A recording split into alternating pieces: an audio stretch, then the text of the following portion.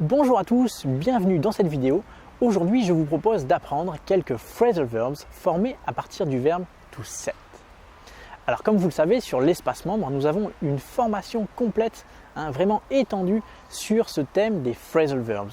Les phrasal verbs, ce sont les verbes composés, les verbes à particules, comme look up, look after, go on, etc. On les utilise tout le temps lorsque l'on parle en anglais. Donc si vous voulez sonner comme un natif, il faut absolument connaître ces fameux phrasal verbs. Donc aujourd'hui, vous allez voir une petite vidéo qui est extraite justement de la formation de l'espace membre sur les phrasal verbs. Donc sur l'espace membre, vous avez aussi accès à un quiz, à un système de répétition espacée qui vous permet de revoir les leçons à intervalles de plus en plus espacés, sous différents formats, donc écrit, par email, par vidéo, par audio, etc. Et aussi avec les quiz. Donc ça permet de mieux les retenir et de les retenir très facilement. Donc si ça vous intéresse, n'hésitez pas à rejoindre l'espace membre. Et en attendant, c'est parti pour la leçon du jour sur les phrasal verbs avec set.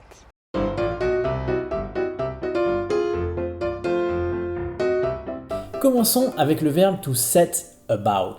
Alors ça c'est une préposition, une particule qui vient après le verbe que nous n'avions pas vu encore, de rajouter le mot about. Le sens principal, c'est le premier que l'on a utilisé dans le dialogue. To set about plus un verbe en ing. Donc je disais à Ben, I'd better set about planting the bushes. Déjà, the bushes, qu'est-ce que ça veut dire, Ben? The bushes, c'est des arbustes. Les arbustes, voilà. Donc c'est la haie. La haie. Ouais. Donc set about plus un verbe en ing, ça veut dire se mettre à faire cette activité. Ouais, commencer. Commencer, voilà, commencer. Alors, on avait déjà vu un verbe qui est to take up plus un verbe en ing. Donc, par exemple, I take up running. Ça veut dire se mettre aussi à faire de la course à pied. Mais là, set about plus un verbe en ing, c'est beaucoup plus ponctuel. C'est-à-dire que c'est take up plus un verbe en ing, c'est se lancer dans une habitude, se lancer dans une activité, essayer de faire du golf, de la course à pied, quelque chose comme ça. Il n'y a pas de temps défini. Ça peut être dans un mois, ça peut être dans un an. C'est quelque chose que tu as envie de faire, to take up. Et to set about, c'est vraiment se mettre à sur le moment, quoi. C'est ça, maintenant. La différence. On peut aussi dire, par exemple, I must set about cooking the dinner. Voilà, il faut que je me mette à cuisiner le dîner. C'est le moment. Deuxième sens pour set about, c'est un sens qui est quand même moins utilisé que le premier. Donc c'est moins important de le retenir par rapport au sens qu'on vient juste de souligner. Ça veut dire s'en prendre à quelqu'un. Donc là, c'est pas set about plus un verbe en ing, c'est set about someone ou somebody, c'est-à-dire set about quelqu'un. Donc là, je dis dans le dialogue, my girlfriend won't set about me.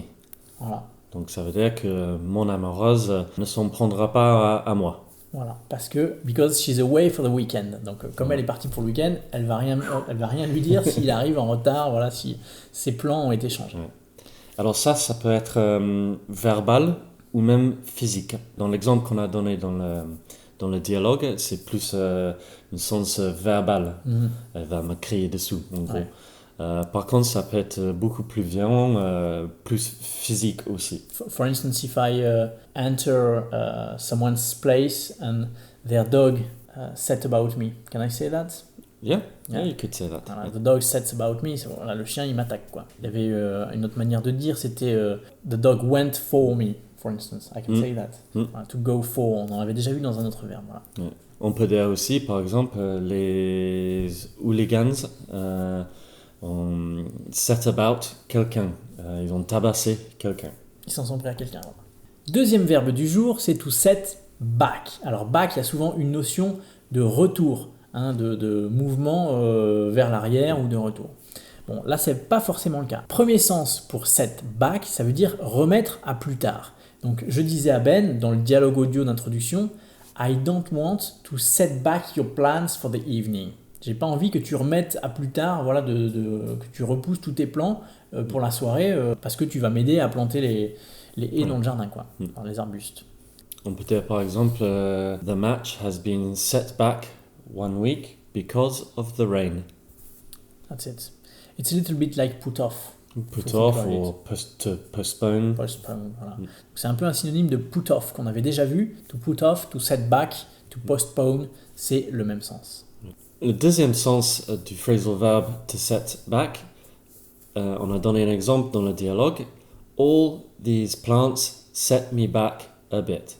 Ça veut dire, Ça veut dire, voilà, toutes ces plantes, elles m'ont coûté quand même un peu. Donc un peu, donc c'est un euphémisme, hein, ça veut dire plutôt beaucoup en fait. A bit. To set back, c'est une implication de dépense d'argent, Voilà. ou même du temps. Voilà. Set back some amount of money or time or something. Ça veut dire, voilà, coûter.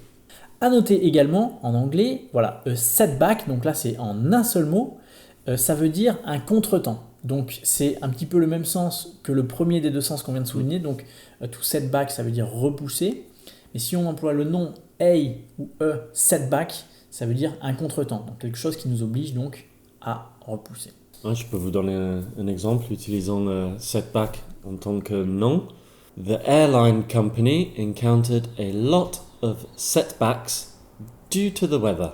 Voilà, donc la compagnie aérienne a rencontré beaucoup de contretemps en raison du temps. Voilà, en raison du temps, de la météo, du mauvais temps.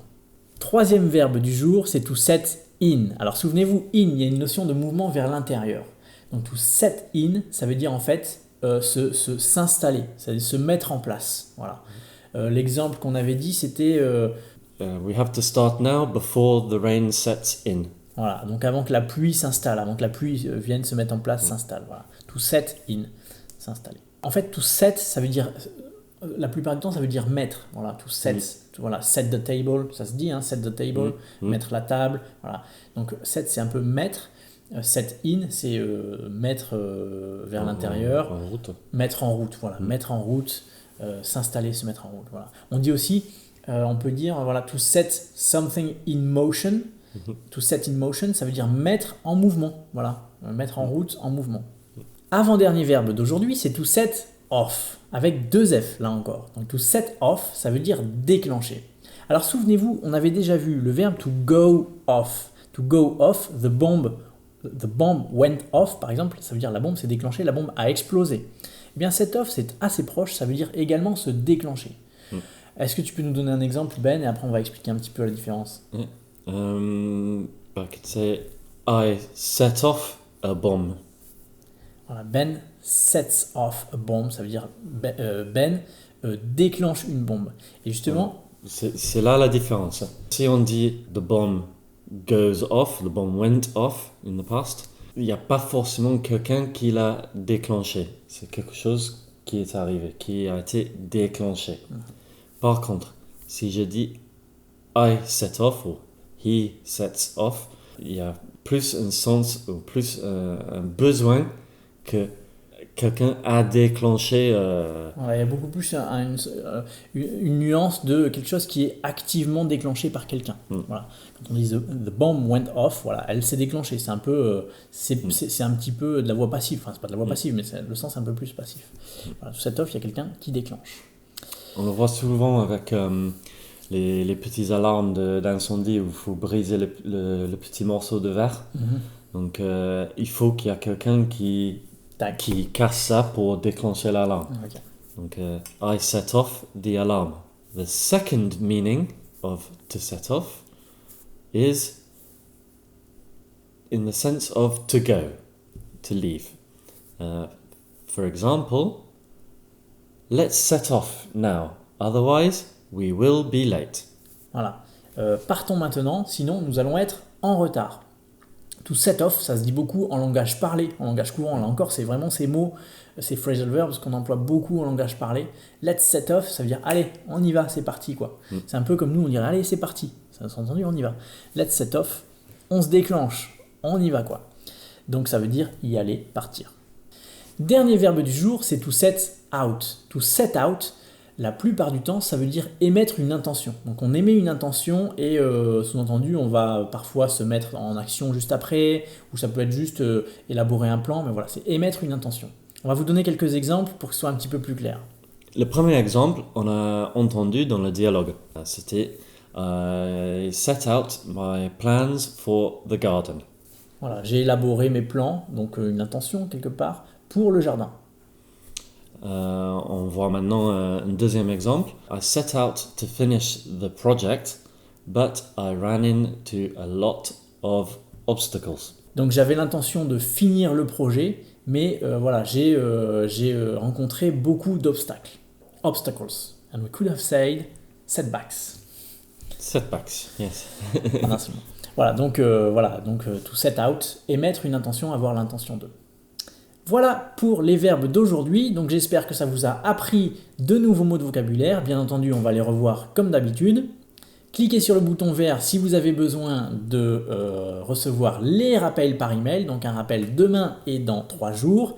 Et ensuite, bien entendu, on reverra ces verbes petit à petit dans les quiz, dans les vidéos futures des semaines suivantes. Merci d'avoir suivi cette vidéo et à la semaine prochaine pour le prochain cours. Bye bye. Bye.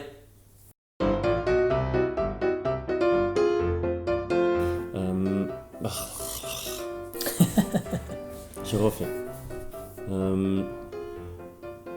Pause. Réfléchis.